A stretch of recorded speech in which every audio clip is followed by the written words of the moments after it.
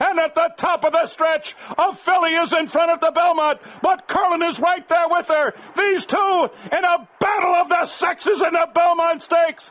It is Curlin on the inside, Rags to Riches on the outside. A desperate finish. Rags to Riches and Curlin. They're coming down to the wire. It's going to be very close, and it's going to be a filly in the Belmont. Rags to Riches has beaten Curlin. Welcome back to another Racing Rundown on YouTube video. I'm Eric DeCoster, one half of the Racing Rundown team, and I'm really excited this year to be starting our Hall of Fame videos, making a case for every single Hall of Fame nominated horse, whether or not they should get in or not. And I'm excited to be starting with a personal favorite of mine, a horse that kind of was one of the few that got me into the sport of horse racing with that 2007 Triple Crown Trail. It's Rags to Riches. One of only 3 fillies to ever win the Belmont Stakes. Obviously, a lot more that we'll talk about in a second. And even though I'm a huge fan of hers, I'm going to be extremely unbiased in this video, as unbiased as I can be.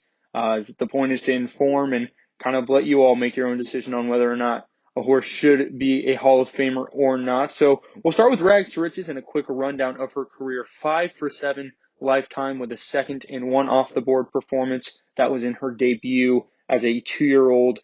Earned $1.3 million in her very short career, a daughter of AP out of the mare Better Than Honor, who also sired Belmont winner Jazzle out of by Deputy Minister, Before she even raced, though, was a $1.9 million yearling purchased by an agent for the Kumar Group. She was owned by Michael Tabor and Derek Smith, trained by Todd Pletcher for 5 of her 7 races. There was only one that there was 2 starts where she was trained by Michael McCarthy when Todd Pletcher was suspended, and McCarthy assisted and took over early on in her 3-year-old campaign. But getting started, as I stated earlier, she lost her debut at Churchill Downs in the June of her 2-year-old campaign. Her first ever start, going 5.5 furlongs at Churchill Downs, which obviously, knowing what she did after that, was probably a little too short for her at the time. But she came back about 6-7 months later at Santa Anita. First start for Michael McCarthy. Broke her maiden by 6 lengths at Santa Anita, finally being able to kind of stretch out just a little bit. Only 7 furlongs in this spot, but was a very easy winner. 6 lengths from first to second, and another 6.25 from second to third over a horse who was actually eventually disqualified from second to 7th. So under Garrett Gomez, who obviously became acquainted with her throughout the early portion of her 3-year-old campaign. But following that maiden victory, she quickly moved on up to Grade 1 company. She was set to run in the Grade 1. At the time, the Lost Virginess was a Grade 1. And in the Lost Virginess, she won the race by 3/4 of a length over Baroness Thatcher, who was a very good filly in her own right. In only her second start of the year, 3rd career start off of a maiden victory, to win a Grade 1 for any horse is huge, but also had to kind of adapt, was about 3rd last throughout the major part of the race, but then turned it on down the stretch, came on under Garrett Gomez to win that one. Actually gave Michael McCarthy his first ever Grade 1 winner as a trainer. As most of you know, Michael McCarthy now a very successful trainer out in Southern California since going out on his own. But after that Lost Virginess win, she quickly followed that up with a win in the Santa Anita Oaks, which back then was actually ran in March, which is a month earlier than it is ran now, which is in April.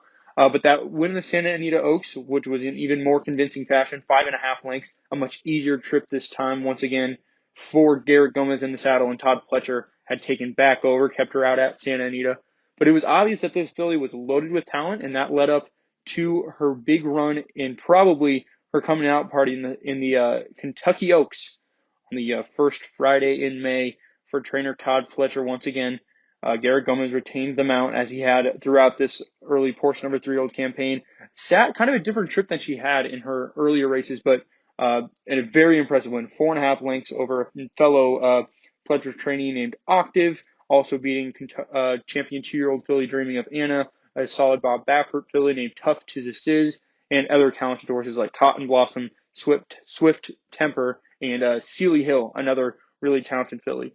So after that, Todd Pletcher and the Kumar Group kind of sat down and plotted the next spot, and they ultimately decided to try this very talented filly against the boys and she'd run in the Belmont. And man, did she and Curlin put on a show down the stretch in that race. This is the race that I would say got me into the sport, and I don't think I have to explain why. these two locked horns at the top of the lane and just battled each other all the way down the stretch before the filly got her nose down there for John Velazquez, the first female to win the Belmont Stakes in 102 years, and is still only one of 3 to ever do it. The first Triple Crown win, I might add, for Todd Pletcher, who, without a doubt, one of the greatest trainers of all time. Johnny Velazquez actually took over in the saddle as Garrett Gomez had already committed to hard spun in this spot. And after that, Johnny V, able to pick up the mount, was obviously a first call rider and still is for Todd Pletcher. And he was able to also get a Belmont victory there. And more importantly, I'd say more than anything, beat Curlin. Curlin is one of the more perennial sires of our time, a sire of sires. Even as time is starting to move along, we're seeing him sire some really good future sires, and just a very talented colt was Curlin, locked up Horse of the Year later that year. So for this filly, in her first start against the males, only her sixth career race, to beat the boys in the test of a champion, quite a feat in itself. And that was expected to be the start of a continued long year, but she suffered a setback before she was set to run in either the Alabama or the Travers. She suffered an injury at Saratoga, brought her back in mid-September for the Gazelle, a 3-year-old grade 1 for fillies, later that year. And in the race, she ran second, beaten a half length, but it was revealed she suffered a condylar fracture in the race, and that obviously was going to require quite a bit of time off, and lost to a good filly in Lear's Princess in the process. But with the injury, there's a small excuse for that loss. And as she was starting to come back in March of the next year, she re-injured the same area she had hurt in the Gazelle, and ultimately was retired. So a very short career for Rags to Riches, however, a very prudent and a historic career. Now, whether or not this is a Hall of Fame resume, is a large debate, and I think it's probably one of the tougher discussions we're going to have about a horse in this year's Hall of Fame class. Obviously, just looking at it, you can't say that this is a Hall of Fame resume. Obviously, she won 4 straight grade 1s and then placed in another one after, where she turned out she got injured and still ran a very incredible second at that.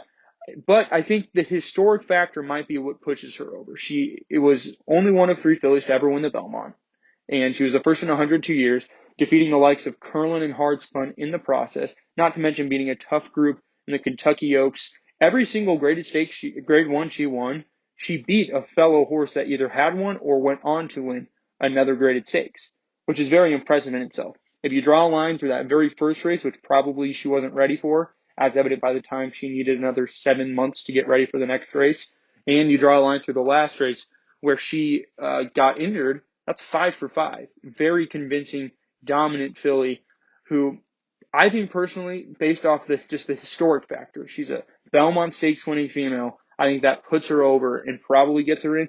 But the argument is that it's a little light. There's a lot of horses that have to do a lot more to get into the Triple Crown, especially a lot of males. I mean, there's a lot of males who won a lot more grade 1s in their career than 4, a lot more that had more, long careers. She only raced for about a year and a half and only 7 races over that time period. So earnings were there. The wins were there. I mean, 4 grade 1s in a row is very impressive. But is it Hall of Fame worthy? Personally, I think yes, but I can definitely hear an argument for no, and that is that her career was too short. Nevertheless, a historic filly. Her production record hasn't quite been there yet, really hasn't produced a solid runner, but I just think with the history she has, and the fact even that she is a Todd Pletcher trainee and gave him his first Triple Crown win in itself is historic. So Rags to Riches, a Hall of Fame filly, I'd say yes, but once again, it's going to be highly debated, and I think it's really a toss of a coin whether or not she gets in. So that's all for this episode discussing Hall of Fame cases for the 2020 Hall of Fame ballot. Rags to Riches, very talented filly whose career was cut short by injuries, but who knows, she might just be a Hall of Famer. After dawn, they get to the top of the stretch in the Kentucky Oaks. They turn for home.